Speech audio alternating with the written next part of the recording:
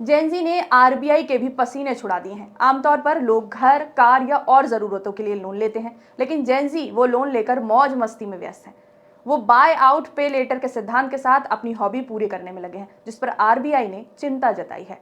आदाब, मेरा नाम आयशा है और आप देख रहे हैं पब्लिक फेस। आजकल ईएमआई का ऑप्शन बहुत आसानी से मिल जाता है, इसलिए भारतीय लोगों के खर्च करने का तरीका बहुत बदल गया है। जब भी लोगों को कुछ खरीदना होता है, झट से ईएमआई का बटन दबाते हैं और खरीद लेते हैं। इसी वजह से लोगों पर कर्ज भी तेजी से बढ़ रहा है। आरबीआई जैसी संस्थाओं को कर्ज कितना है, इससे ज्यादा चिंता इस बात की है कि ये कर्ज किस तरह का है। अभी घरों के कुल कर्ज का आधे से ज्यादा हिस्सा सिर्फ खर्च करने के लिए लिया गया कर्ज है, या घर खरीदने, खेती या बिजनेस के लिए कर्ज से भी ज्यादा हो गया है।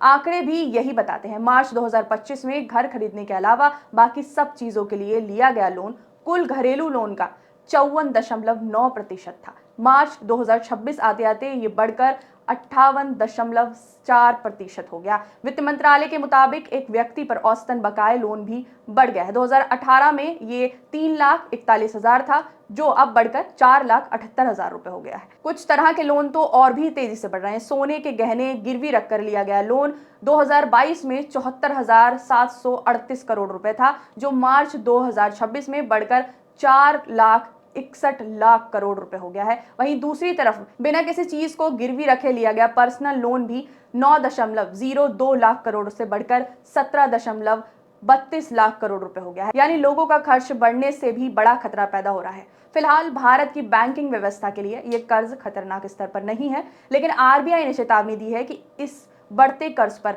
नजर रखना जरूरी है, खासकर उन लोगों पर जो लोन चुकाने में कमजोर माने जाते हैं। मार्च 2026 के अंत तक जिन लोन के बदले कुछ गिरवी रखा गया था, उनमें से 0.7% लोन ऐसे थे जिसका भुगतान बंद हो गया है, इसे एनपीए कहते हैं। लेकिन जिन लोन में कुछ भी गिरवी नहीं रखा गया था, उनमें यह आंकड़ा 1.7% था। आरबीआई ने अपनी हाल की फाइनेंशियल स्टेबिलिटी रिपोर्ट में कहा है कि इन लोन पर बारीकी से नजर रखनी होगी, क्योंकि अगर मिडिल ईस्ट का तनाव अर्थव्यवस्था को और कमजोर करता है तो लोगों के लिए लोन चुकाना मुश्किल हो सकता है। सबसे ज्यादा खतरा उन पर्सनल लोन का है जिनके बदले कुछ भी गिरवी नहीं रखा जाता। फिनटेक कंपनियां, यानी वो कंपनियां जो मोबाइल ऐप के जरिए लोन देती हैं, छोटे लोन के बाजार में 56.8% हिस्सेदारी रखती हैं। चिंता की बात यह है कि फिनटेक कंपनियों के लगभग 71% लोन बिना किसी गिरवी दी गई चीज के दिए जाते हैं, और इनमें से लगभग आधे लोन 45 साल से कम उम्र के लोग लेते हैं।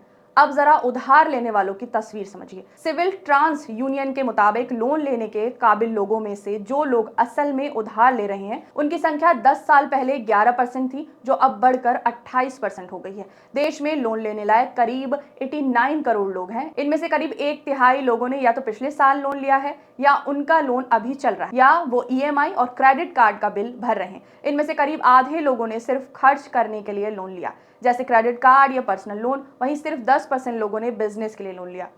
2017 से 2024 के बीच खर्च के लिए लोन लेने वालों की संख्या 4 गुना बढ़ गई है, और बिजनेस के लिए लोन लेने वालों की संख्या 10 गुना बढ़ गई है। खर्च के लिए लोन लेने में सबसे आगे युवा हैं, और इनमें भी जेनजी सबसे पहले ऐसे लोन लेते हैं जो अक्सर 3 साल से भी कम समय में चुकाने होते हैं।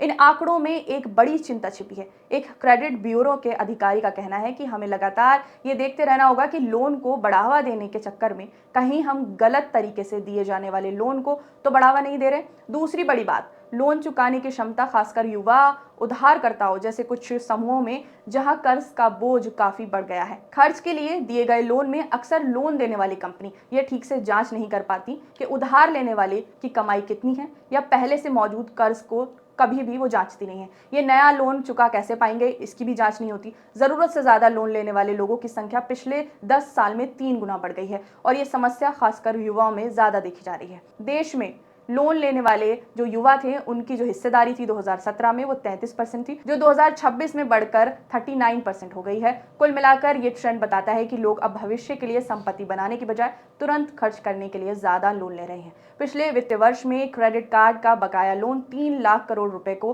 पार कर गया, और जो लोन समय पर नहीं चुकाए गए, यानी 90 से 360 दिन की देरी वाले लोन, वे अभी साल दर साल 40% से ज्यादा बढ़ गए हैं। तो क्या ये सच में चिंता की बात है? इस पर लोगों की राय अलग अलग है। आरबीआई का कहना है कि इस मुद्दे पर 2022 और 2023 में भी खास चिंता जताई गई थी। अभी भी बढ़ते आंकड़ों को देखते हुए इसे एक चिंता का विषय माना जा रहा है, लेकिन क्योंकि इसमें शामिल कुल रकम अभी भी अपेक्षाकृत कम है, इसलिए इसे फिलहाल बहुत ज्यादा खतरनाक नहीं माना गया है। फिर भी ये एक बड़ा बदलाव जरूर दिखाता है।